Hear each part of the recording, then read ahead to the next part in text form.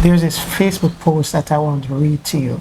It's from a man named David Burns, and here it goes.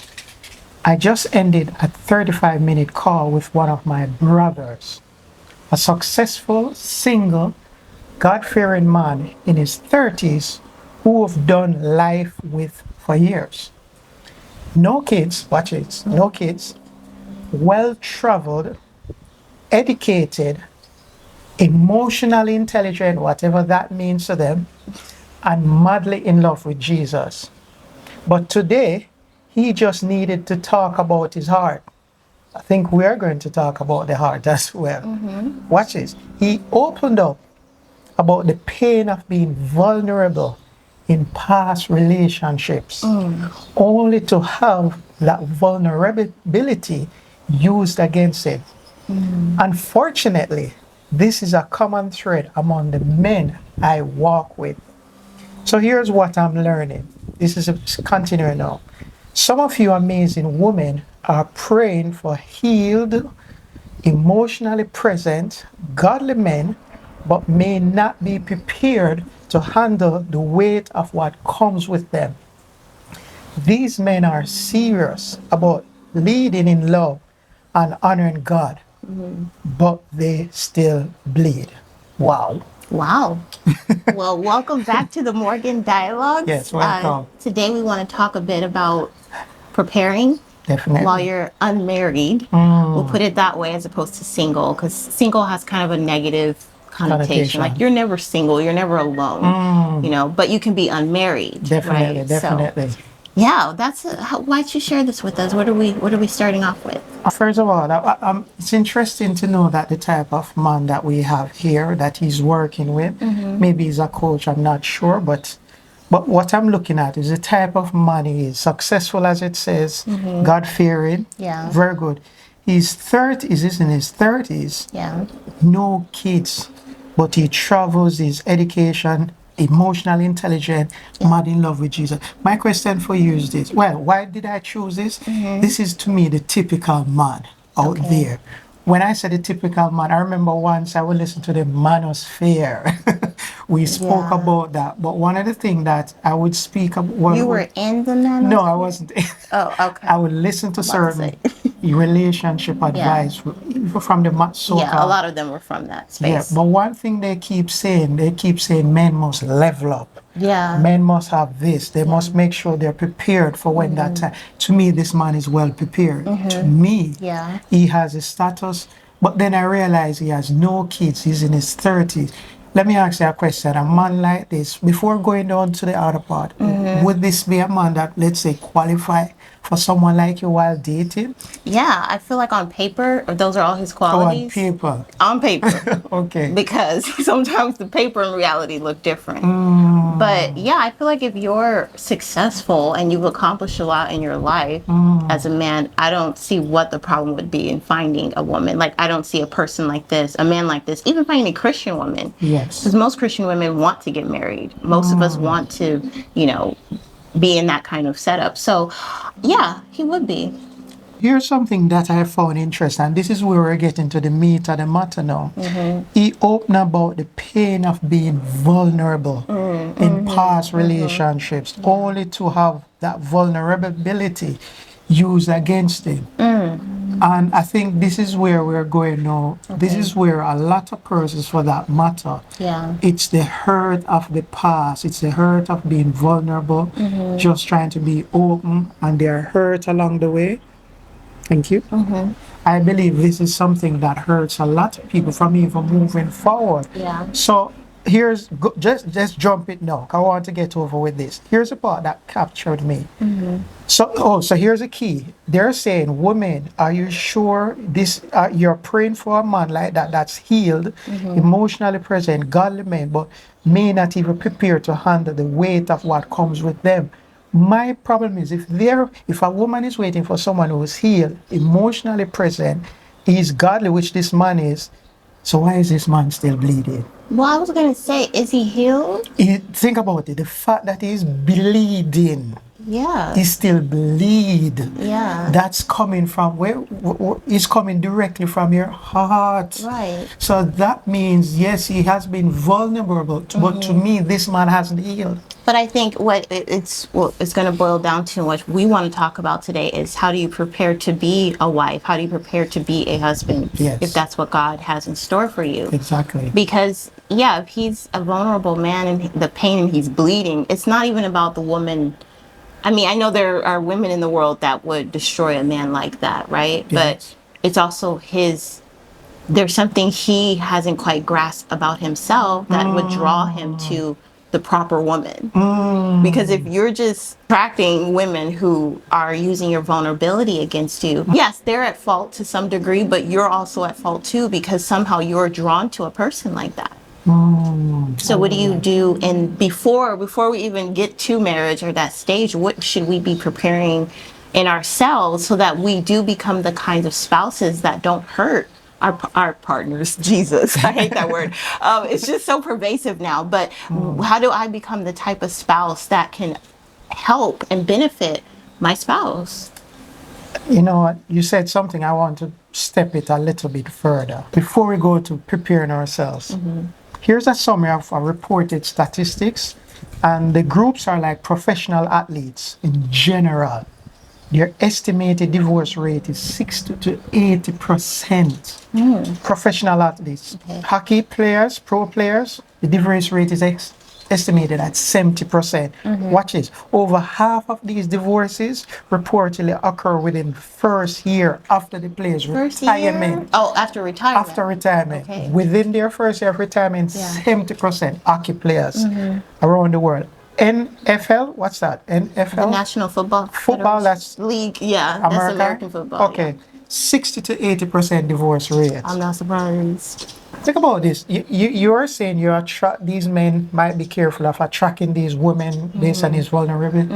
What would you think about these men, these athletes, same profession? If you think about it, it's professional like the man I mentioned initially, but now they're at a different level. They're like 10 times ahead. 10 times ahead. These are the men they keep telling, oh, you need to be like these men. No, these athletes, as soon as they become and as soon as they retire, when it comes to the divorce rate for the regular man, the regular person, let me say regular, ordinary person, that's not elite professional, their divorce rate is less than 50%. Less than 50. Less than 50%. While professionals can go 70, 80%, even half of them within the first year. That's because their relationships are kind of shallow, right? So technically, in a sense, but that's what we see on television and social media. These are the type of relationships we see. Yeah, because they're just painting a picture, but we don't know what's going on underneath the surface. Wow. And I think when you're that successful, whether you're an elite level professional or, an everyday guy who's very successful, maybe you're a top manager in your company or whatever, a lot of times those types of environments make you gravitate towards people that are maybe at your level when it comes to material, but not values.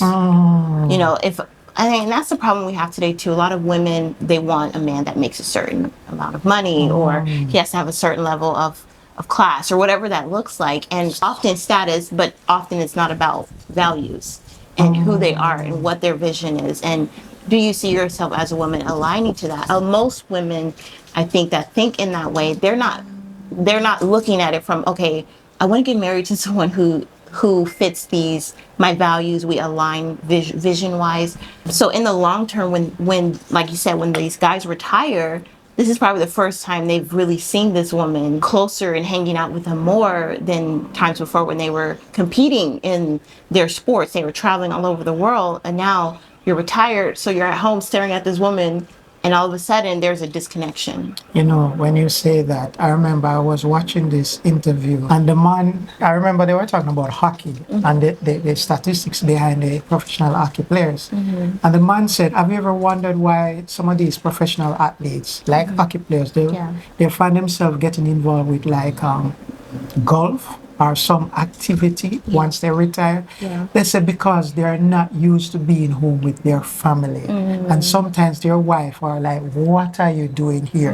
You're not supposed to be here. In essence, to me, we don't get along together well. Wow. I'm used to you being elsewhere, not at home. Yeah. Wow. Yeah. That's great. So while they had their stuff, while things were good, while they only have, let's say, the summer where they have time off, they're glad going to these places, traveling, and posting all of that on social media. But Yeah. otherwise, when the man is not home, I can't really stand you. What do you think about that? Do you think when you look at it, we need to, as individuals, we need to be careful of wanting these things when, if we look at the statistics, it's saying it's not working? I think it's pointing to the fact that a lot of us have ideas about marriage, ideas about being in a romantic relationship with a person, but we're not being sober minded about the realities and what that looks like, you know, because I think before you get married, marriage does look like this fantasy, right? Because you've never been in it, especially if you've never been in it before. Yes. But or maybe you got out of a bad marriage and now there's a good marriage. So your imaginations of these things could be very different. Although I think a divorcee may have a little bit more experience. Yes. But for most people who are unmarried, our idea of marriage is purely based on what we learn on social media, what we learn from our families, if there was marriage in our families, what we learn in books, but it's not the actual thing. You don't really know it until you actually get married. I can certainly say that, right? But I feel because of the preparation that God did with me before, I didn't create this unrealistic expectation fairy tale of marriage. So when we came together, though we're working through our differences and conflicts, Yes. it's not like this impossible task and you're just like, oh yeah, I can see this not working out a year or two from now, you know. But I think because of that preparation and what we went through, I think ultimately all this is saying is who are you, what kind of person are you, and how do you navigate your relationships in a way that benefits not just you but them as well, instead of looking at a man as a means to an end, like, oh, as long as he makes money I'll be, you know. If that's all you see in a man, then when you get married to someone who's a narcissist or someone who's abusive or someone who is just you would rather be with someone who doesn't have that but they have a wonderful heart, right? So I think it is about questioning, how do we see ourselves prior to getting involved in a relationship, a serious one or marriage? What are we doing to cultivate the kind of life that makes being with someone beautiful, rather than we're looking up at divorce a year from now? Oh. Or let alone annulling your marriage after 90 days. I mean, that happened with Kim Kardashian and Chris Humphries. They were only married for like 90 days, I think. I could be wrong, but they annulled the marriage. Just like that. She had this big, I mean, it was a big wedding, like very expensive. Everyone was there, and the whole world was watching this because they're like celebrity royals. But they annulled their marriage after, it was a short time, very short time. So it's like, what did you guys get married for? You know, you said something that's interesting because in my personal observation, I realize that when two persons are getting married, I notice the female is the more excited of the two to get married.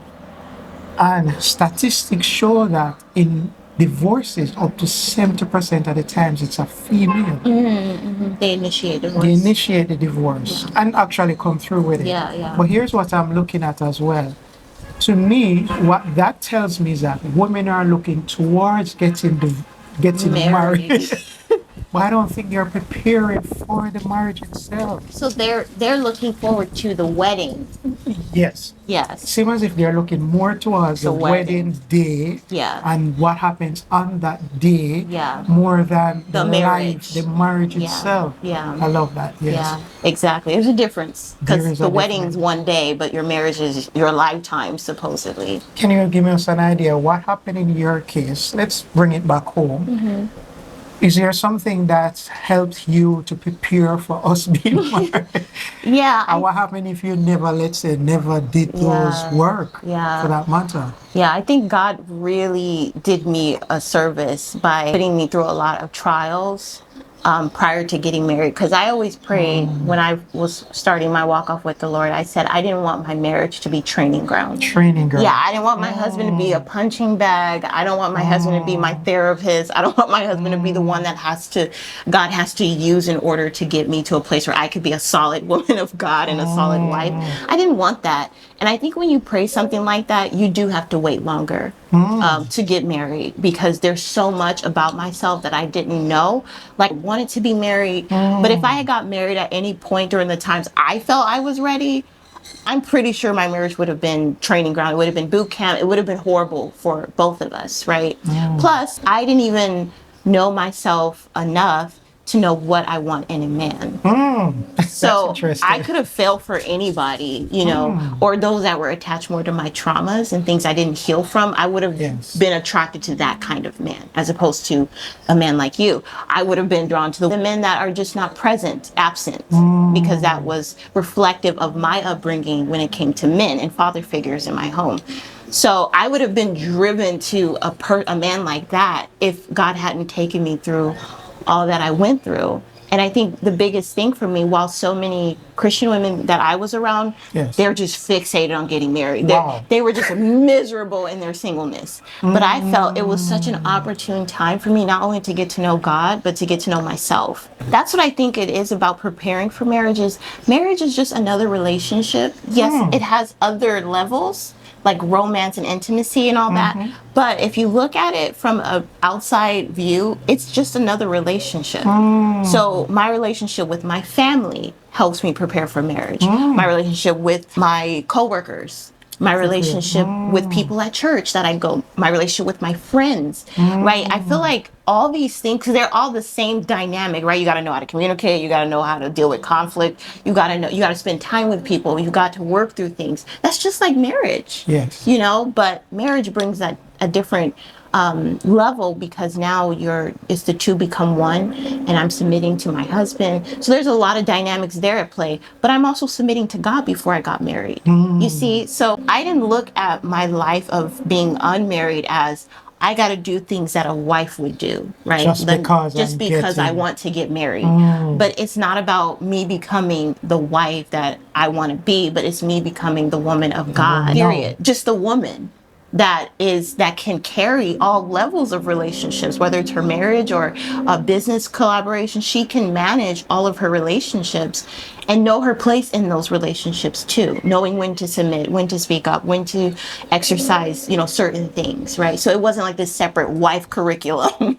You know, I feel like that's more important when you get married, because now I'm a wife. So if I want to look up things on how to be a better wife, how to exercise better, yes. Right, because now I am a wife. But prior to being a wife, I don't know what it's like to be a wife. But I do know what it's like to be a woman. And I want to be a healthy woman. I want to be, like he said, emotionally intelligent. I want to be able to handle myself well. And I think when you do that with God using your other platonic relationships with your family, with your friends, with your coworkers, all of that is going to help you when you finally get married. That's beautiful. You know, I just want to say this. Men do know what they want. So during the time when we're unmarried, and we're wondering why we're being hurt, why we're not getting settled, why this, why that, or why we're being hurt by this person, that person. If a man really wants you, they're going to come for you. When I met my wife, I literally wanted to spend my time with her. And the more I wanted to spend, I said, hey, you know what? The only way to spend all my days with her is if we get married. That's it. That's how I pushed marriage with her. I was like, we need to get married because I want to spend my time with you. Period. I see here in Jamaica, and I kind of see it with, let's say, the rappers overseas and these artists, like our musicians, songwriters, I call them songwriters and all. What I notice in our community, black community, I realize they'll have videos on these so-called ratchet and ghetto type of women and these low type of women. But here's where I'm getting. I realize when they're ready to settle down, they settle down with a more gentle, feminine, lovely woman that doesn't look like them. I'm like, what? And I'm like, what is going on there? Why? Because men knows who is marriage material. Yeah. So that's why as women, we do, I'm just encouraging women out here. You don't need to be like that. You know, don't need to act a certain way. Yeah. Because at the end of the day, that man will say, hey, can we get married? Yeah. And he's not, watch this, those men tend not to marry the woman that act a certain way. So ladies, you don't have to be like that. You can be gentle. You can be, we love the women who are feminine, just to let you know. You can be calm, you can be shy, you can be reserved. You can be the woman that doesn't make nobody else knows draws who you attention to. really are, but your husband alone. Yeah. That's beautiful. It's all about going back to my experience growing up. And I drew myself to women that, to me, it was based on what I was going through at the time. So at the end of the day, it was a lot of, I got hurt as well. And I've been with persons as well that may not be the one that I should have been with. But guess what I realized? I was drawn to them because of who I was at the time. There was a season when I was drawn to ungodly women. Well, they're not in the faith. And when I look back, not that time, when I look back, I realized because my relationship with God wasn't there. And that's what drew me to them. Can you imagine there's a garbage bin outside? And when you have a garbage bin, it's open, it has a lot of smell, it's a garbage bin. Yeah. Okay. It reeks. Don't you know, wouldn't there be a lot of flies? Would be well, Yeah, it would attract a lot of it would flies. have attract a lot of flies. Yeah. Now watch this now. Let's clean up that garbage bin. Let's empty the garbage. Let's get rid of it. Let's use some bleach. Let's take care of that area. Watch this now. Will you see as much flies anymore? Not as much. Not as much. And even the flies that are there, they won't even want to stay long. Right. Where am I getting with this? Both women and man, I hear saying, oh, I'm glad I'm away from this toxic relationship. But here's the problem. Here's the question I have for you, telling me. It's not a flex to say that you left a dysfunctional relationship. It's not a flex. Because at the end of the day, that person who you're glad to be away from, they saw you. And you chose them. And you chose them to be together for that time. You, both of you chose each other more than anyone else. They saw you just like that fly. You see it? We are So we attract what we are. Thank you. I learned that. I agree. And I don't think I would have met you unless I look. Now, I'm not saying I had a lot of toxic relation. No, I'm not going to say that. But what I'm going to say, they weren't the best. They weren't let's say where at the time they were good enough. Well, you thought so. Hold on. At the time they were good enough. But guess what? That's the thing about when you're growing, even in your faith at the time. Because I was not growing in the Lord, growing in my faith, they no longer was the best for me.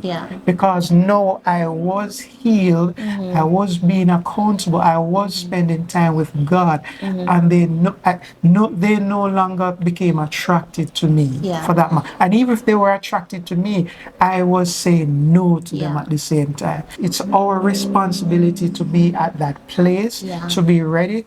So when someone as lovely as my wife come, it will work.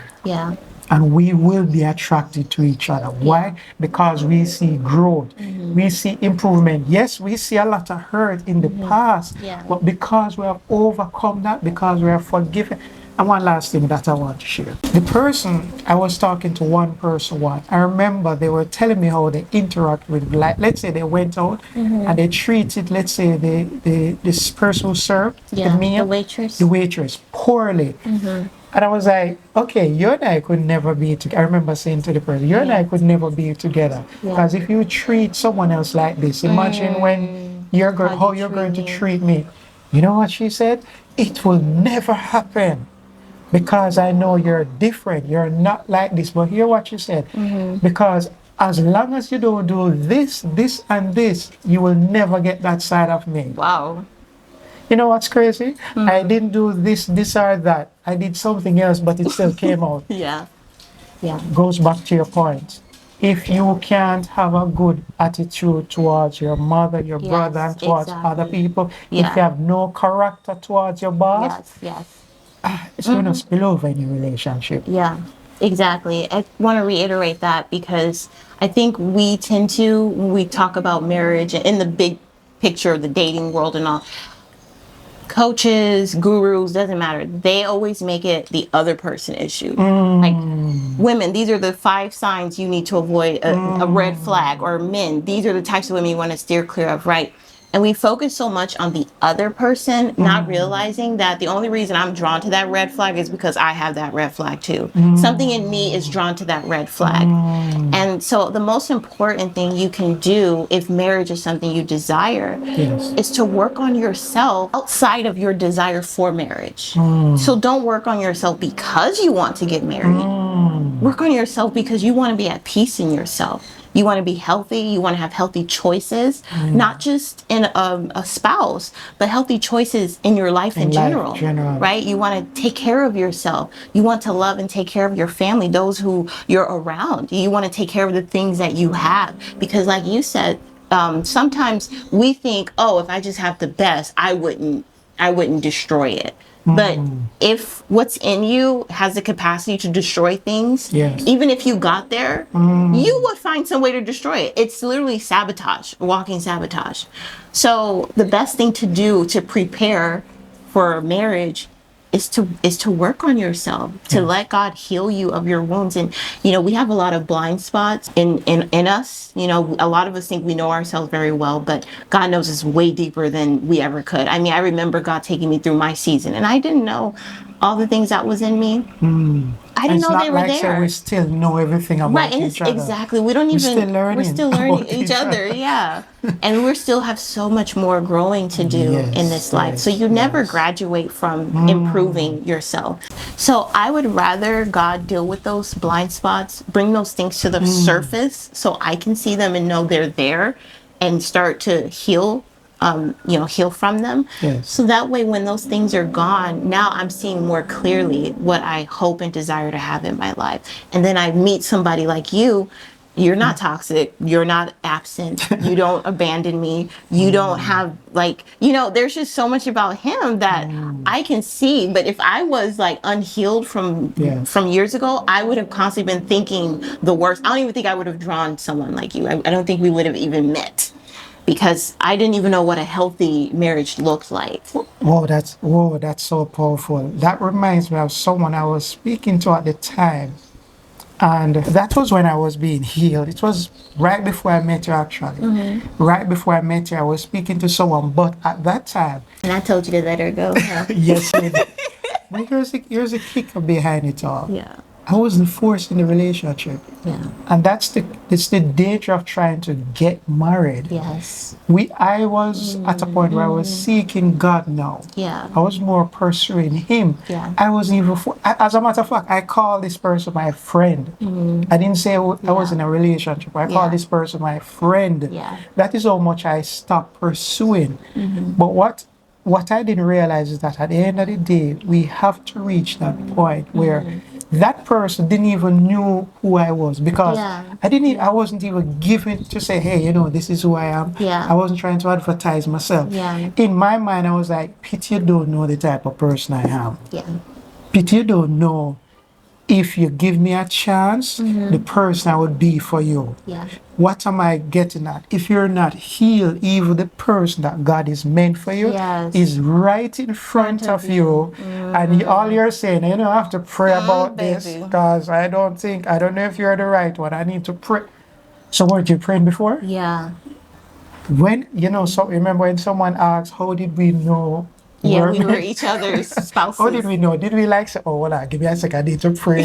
I need to ask. No. What happened? We just knew. We just knew. And it didn't take a loud sound voice from heaven. It didn't take any dramatic signs God and didn't wonders. Even say, oh, you need to get married. Yes, it wasn't even that. We just knew. We just knew. And we chose each other. Just like that. Just like that. Yeah. I don't think I would have been able to do that if I hadn't gone through what I went through.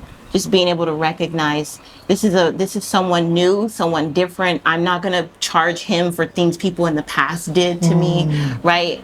I'm at a stage where I can choose someone not out of pain, right, but out of purpose. Can I go back to the beginning where we started from?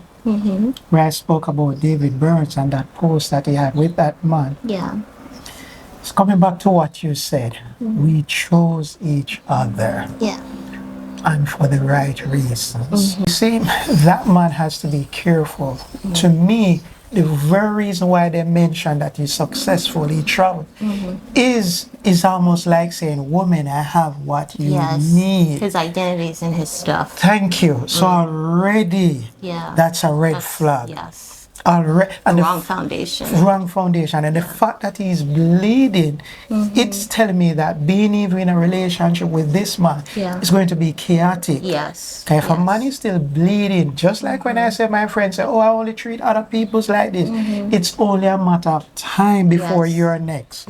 Jumping out to these professionals, they got in relationship for the wrong reason. And here's something I can say about to men. Sometimes that woman that you desire that doesn't see you, she overstep you, but because you finally get stuff, you finally get this contract, you're finally known, got the car, you got the mansion. And you're telling me that that same woman that ignored you're willing to marry her tomorrow? That's a problem. That's a serious problem. In essence, seek ye first the kingdom of God. We came together because we had we stopped looking for a relationship. At the moment we stopped looking for a relationship but trying to have a relationship with God himself, that was when we met each other. We didn't meet each other while we were chasing. We attracted each other to ourselves. So you want to end something? No, that was perfect. Yeah, it is a matter of, I think identity is important, knowing who you are. Your vision, what God has called you to do, so that way you know the type of person you are when you're meeting people, whether it's a potential spouse or business partner, a friend, doesn't matter. It's important to know who you are, just for the sake of knowing who you are, not for the sake of getting all these different things. So. Yeah. Thank you. Thank you guys so much for watching. Be sure to comment, like, subscribe, and share the conversation with anyone you think would benefit from this. And we look forward to seeing you the next time on the Morgan Dialogues. Take care. Bye. Bye.